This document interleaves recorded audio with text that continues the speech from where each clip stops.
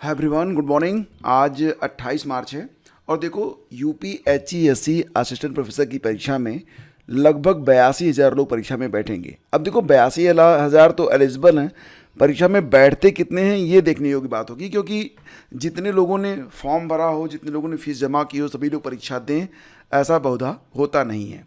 लेकिन फिर भी तैयारी तो 82,000 लोगों की करनी ही है। तो 6 ज़िले यहाँ पर चुने गए हैं जहाँ पर परीक्षा जो है ये 16-17 अप्रैल को कराई जानी है। आपको पता ही है कि ये जो ज़िले हैं प्रयागराज, लखनऊ, गोरखपुर, आगरा, मेरठ और वाराणसी हैं। 33 विषयों में कुल 1017 असिस्टेंट प्रोफेसर के पद हैं। अब इनमें से आप मान चलो कि जो 93 पद हैं, अब इन पदों पर परीक्षा नहीं हो रही है क्योंकि बीएड वालों के लिए फ़िलहाल अभी जो मामला है वो अटक गया है। बीएड के जो असिस्टेंट प्रोफेसर बनेंगे उनकी परीक्षा अभी नहीं हो रही है। एलिजिबिलिटी को लेकर मामला जो था ये कोर्ट में है। हालांकि इलाहाबाद हाई कोर्ट ने ये बात कही थी कि जो लोग एनसीटीई के मुताबिक योग्यता धारित करते हैं वो लोग परीक्षा में शामिल होंगे, यानी कि जो योग्यता होगी वो एनसीटीई के मुताबिक ही रहेगी। लेकिन फिर भी यहाँ पर आयोग राहत पाने के लिए सुप्रीम कोर्ट गया और सुप्रीम कोर्ट से अभी तक इसका निस्तारण हो नहीं पाया है, जिसकी वजह से अभी ये परीक्षा नहीं हो रही है। आगे चलकर जो कुछ भी सीन बनेगा उसके मुताबिक ये परीक्षा करवाई जाएगी। एग्जैक्टली इसमें क्या हो रहा है ना कि बीएड असिस्टेंट प्रोफेसर के लिए यूपीएचईएससी ने जो एलिजिबिलिटी तय की थी वो यूजीसी के नॉर्म के मुताबिक तय की थी। इसमें यह कहा गया था कि जो लोग भी एमएड हैं या एमए इन एजुकेशन हैं वो लोग आवेदन कर सकते हैं। लेकिन यहाँ पर एमए इन एजुकेशन जो है 2 क्राइटेरिया पर लोग करते हैं।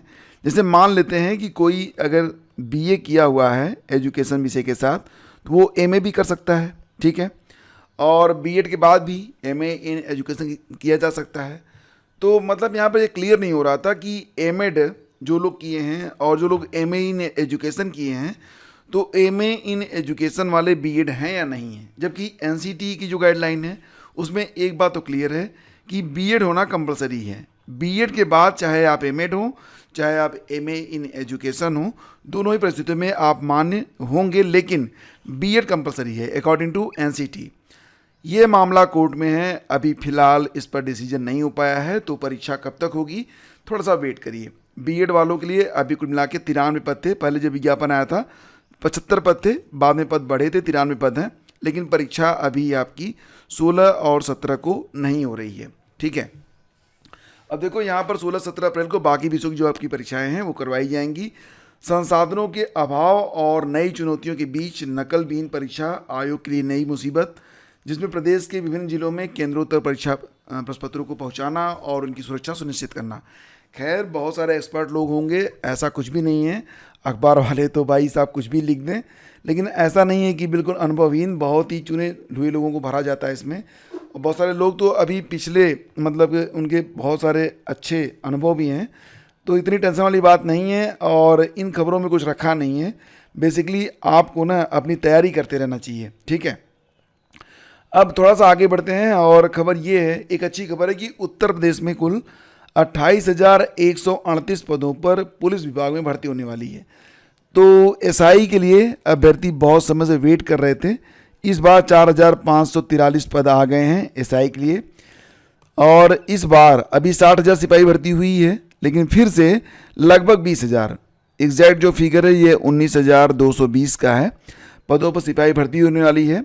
बंदी रक्षक के लिए भी कुल 2,833 पद यहाँ पर होंगे और कंप्यूटर ऑपरेटर के 1,153 पदों पर भर्ती होने जा रही है। तो ये सारी भर्तियां कब से स्टार्ट हो रही हैं? संख्या पूरी 28,138 है। तो ये भर्तियां जो हैं ये अप्रैल माह के अंतिम सप्ताह में भर्तियों से जुड़ी जो विज्ञप्ति है ये प्रकाशित होगी और तभी आपको पता चलेगा कि आवेदन की प्रक्रिया कब से स्टार्ट हो रही है। हालांकि यहाँ पर पदों की संख्या अलग अलग विभागों में अलग अलग है और इसका जो डिटेल्स है ये आपके सामने ही है। तो यहाँ पर मुख्य रूप से देखा जाए तो दरोगा के पदों का इंतज़ार काफ़ी लंबे समय से हो रहा था। सिपाही के पदों पर भी यहाँ पर भर्ती आ गई है। तो पुलिस विभाग में तो भर्तियों की कोई कमी है नहीं। अभी 60,000 भर्ती पूरी हुई है, नई भर्ती फिर आपके सामने है। वेट बस शिक्षा विभाग वाले कर रहे हैं क्योंकि शिक्षक भर्ती आए हुए कितना ज़माना बीत गया, याद ही नहीं है। और यहाँ पर ये नोटिस आप देख सकते हैं, उत्तर प्रदेश पुलिस रिक्रूटमेंट पीआरपीबी की ओर से यह नोटिस लगाई गई है, जो कि आपको एक्स हैंडल पर देखने को मिल जाएगी @UP PRPB पर। तो यहाँ पर बताया गया है कि जो बोर्ड की वेबसाइट है uppbbpb.gov.in, इस पर बाकी जो जानकारी है विज्ञप्ति संबंधित वो यथासमय प्रकाशित की जाएगी। अद्यतन जानकारी आपको इसी वेबसाइट पर दी जाएगी। ठीक है, तो चलो, बहुत ही अच्छी बात, बहुत ही शानदार खबर। अब बात करते हैं आंगनवाड़ी भर्ती के बारे में। जैसा कि आप लोग जानते हैं, आंगनवाड़ी के लिए अभी हाल ही में आवेदन लिए गए थे। अब मेरिट लिस्ट जो है ज़िले वाइज निकल रही है, कुछ ज़िलों में निकल रही है, कुछ ज़िलों में अभी पेंडिंग है। तो यहाँ पर जो मेरिट बनाने की बात की गई है, उस पर मामला जो है पहुँच गया कोर्ट में, और अब कोर्ट की ओर से एक बहुत बड़ा आदेश आ गया है कि आंगनवाड़ी कार्यकर्ताओं के लिए जो मेरिट लिस्ट तैयार होगी उसमें स्नातक और स्नातकोत्तर का कोई काम नहीं, हाई स्कूल और इंटरमीडिएट के आधार पर ही ये मेरिट तैयार होनी चाहिए। ठीक है, क्योंकि जो मिनिमम क्वालिफिकेशन है यह आपका हाई स्कूल है और इंटरमीडिएट है। तो इसमें जो अंक हैं, इन्हीं अंकों को जोड़कर जो फाइनल मेरिट है वो तैयार किया जाना चाहिए। यहाँ पर स्नातक और परास्नातक का कोई रोल नहीं है, क्योंकि मिनिमम एलिजिबिलिटी जो है वो इंटरमीडिएट रखी गई है, और ये बात इलाहाबाद हाई कोर्ट ने कही है। तो बेसिकली अब मेरिट लिस्ट न्यूनतम योग्यता यानी कि हाई स्कूल प्लस इंटरमीडिएट योग्यता के आधार पर तैयार की जाएगी। यह आदेश न्यायमूर्ति अजीत कुमार ने संत रविदास नगर भदोही की चांदनी पांडे की याचिका निस्तारित करते हुए दिया है। हुआ ये था कि चांदनी पांडे जब आवेदन कर रही थी तो अपनी पीजी की सर्टिफिकेट वो अपलोड नहीं कर पाई, जिसकी वजह से उनका जो आवेदन था निरस्त हो गया था। मामला कोर्ट तक पहुंचा तो कोर्ट ने कहा कि अगर पीजी की जो डिग्री है, पीजी का जो सर्टिफिकेट है अपलोड नहीं हुआ तो कोई बात नहीं, यहाँ पर आपकी जो मिनिमम एलिजिबिलिटी है हाई स्कूल और इंटरमीडिएट, उसके सर्टिफिकेट पर ही जब मेरिट बनाई जानी है। तो क्या मतलब है स्नातक और परास्नातक का? तो इससे तो फ़ायदा डेफिनेटली उन अभ्यर्थियों को होगा जो या तो स्नातक परास्नातक में कम अंक धारित किए हैं, या फिर कुछ ऐसे अभ्यर्थी जो स्नातक हैं ही नहीं। क्योंकि होता यह है ना कि अगर आप परास्नातक हैं, एवरेज में भी आपके 4 साल यानी कि 4 परीक्षाओं के आपके जो 4 परीक्षाओं के अंक जोड़े जाएंगे तो डेफिनेटली आप आगे निकल जाएंगे। लेकिन अगर मामला केवल हाई स्कूल इंटर तक रहा तो सभी लोग जो है ना बने रहेंगे लड़ाई में, फाइट में सभी अभ्यर्थी बने रहेंगे, क्योंकि स्नातक हों परास्नातक हों उसका कोई मतलब नहीं। तो मुझे तो लगता है कि ये अच्छी बात है, अगर जो मिनिमम क्वालिफिकेशन है उसी के आधार पर ये मेरिट तैयार की जानी चाहिए।